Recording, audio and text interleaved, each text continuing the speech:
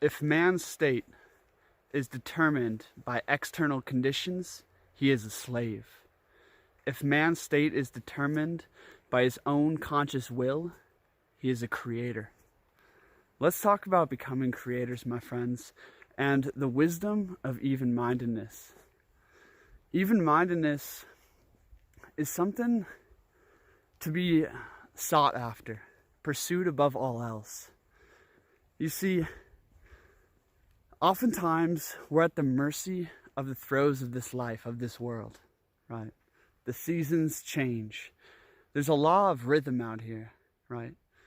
That law of rhythm states that all things ebb and flow. All of a sudden you'll have gain and then you'll have loss, right? You'll have success and then you'll have failure, right? There's going to be pleasure and there's going to be pain.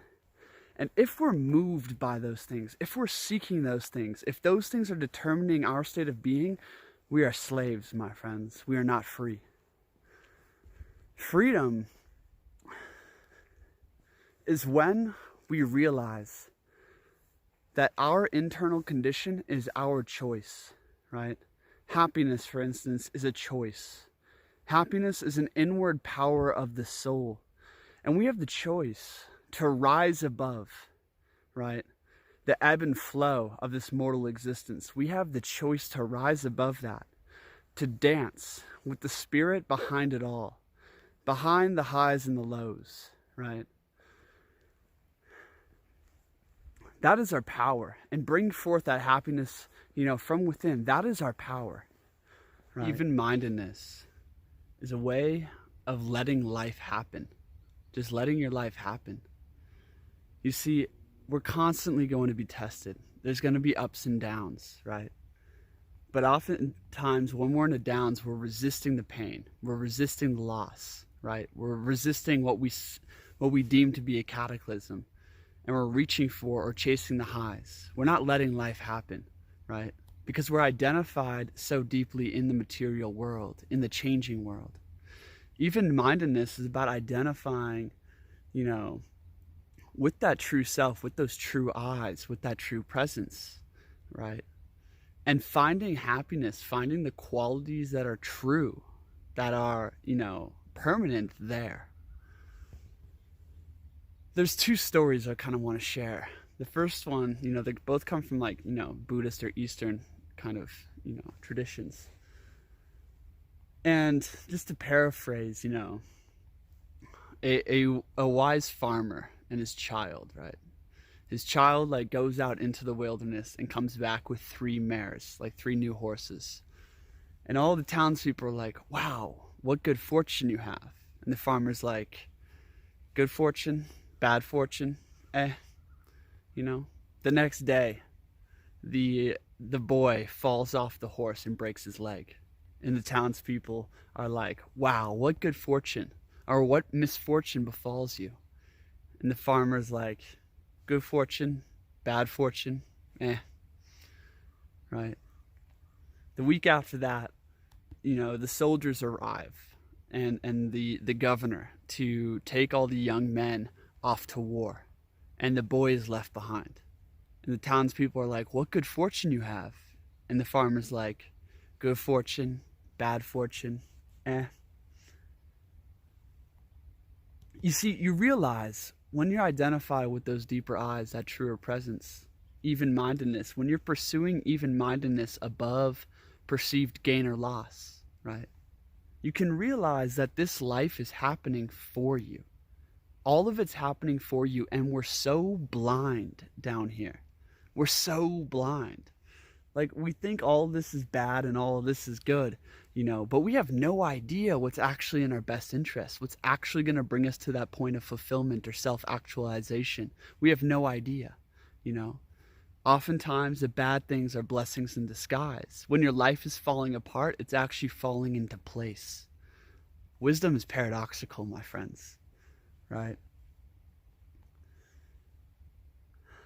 The other story is a man being chased by a tiger, right? And this man being chased by this bloodthirsty tiger, right, jumps into a well. And he grabs onto a root of the well. And the tiger's stalking around at the top of the well. And he looks down and realizes there's a venomous snake, a cobra, sitting at the bottom, just beneath him, waiting to strike, right? And he's pinned between this tiger and this cobra, right, holding onto this root. And mice come out and start nibbling on the root, right? And in this, like, you know, basically this trapped situation, this allegory for life where we feel trapped, where we feel like there's no way out, it's all bad, right? All of a sudden honey starts dripping from a tree above him, and he just starts enjoying the simple taste of the honey, enjoying the moment, kind of unconcerned, having divine indifference, right, to the throes of fate, you know, and finding happiness in this moment. And then suddenly this hungry tiger jumps into the well, right, and it breaks its neck and crushes the snake, and the man just climbs to freedom. This allegory for life is just so true. And it just makes you reflect a little deeper on life, you know. Like, over the years, I've had like big successes that were just fleeting, you know. Pain and pleasure runs its course. The cycles go up and down constantly. And it's like the older you get, the less I really get excited for or care, you know, for those highs. I don't even identify with them. It's like when joy is here, it's here, you know, enjoy it. But I know it's going to leave, you know. All these emotions, all these states of being, they're all transitory, right? All the things in life, like when you have gain, yes, enjoy it. But when you have loss, also enjoy that, because that's opening up the space for something new. You know, the greatest cataclysms in your life usually are the greatest blessings. It's this view that it's all happening for you. And instead of being in the throes of fickle fate, can we just accept fate? Accept what is before us is like, for what else can more aptly serve your destiny? You know, what else? Nothing. Can we just accept where we are and find solstice within and in the simple pleasures that are surrounding us, you know? This kind of wisdom is evident, so deeply evident in your life, you know, for those who take the time just to reflect and to see. You know, this kind of philosophy is put forth by the Stoics. You know, accept what is before you.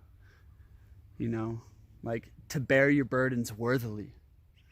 You know, it's put forth by Buddhists. It's put forth in the yogic philosophy, you know, the Yoga Sutras of Even-Mindedness. And it is such a key. It's so powerful to realize in your life, my friends. When we detach from the highs, then we stop resisting the lows and we let life happen. When we let life happen, our destiny, you know, fulfillment, it unfolds. And at the end of the day, like, it doesn't matter what you achieve, really. Like, achievements, they're just fleeting. The successes that so many chase all the time, fleeting, you know. Buddha calls it the four worldly winds, you know. Pain and pleasure, trying to chase one or, you know, escape the other, right? Gain or loss, right? Praise or criticism, approval or disrepute, the four worldly winds. And it's like, are we letting those move us? Because if we do, we're going to wind up at the end of our life like, damn, you know, all this shit is kind of meaningless. It didn't change my internal experience. That's what we're all seeking to change. A new relationship to life. For instance, love. A lot of people think love is something that can be given or taken away. You know, it's something that's associated with a person. But in fact, love is a way of being. It's a way of relating to the whole of the world, to all of existence. You know, it's something that is eternal, that is inside of you, right? And even-mindedness gives us that place of tranquility, that equanimity, you know, to start rooting ourselves in what is truly ours, what is eternal. But ultimately, my friends, we are so blind. We got to stop reacting and chasing, you know, to what life is presenting to us, and learn to accept it and understand the lesson in it, right? With every lesson we learn, another blessing we reap. Hell yeah, my friends, this is Reality Files. If you want to talk to me one-on-one or get in touch, you can apply for a free session with me, link in the description for that. Follow me on Instagram to stay in touch with, my more casual world. And thanks for being here. Hit that like button. I love all the comments below. I'll see you next time.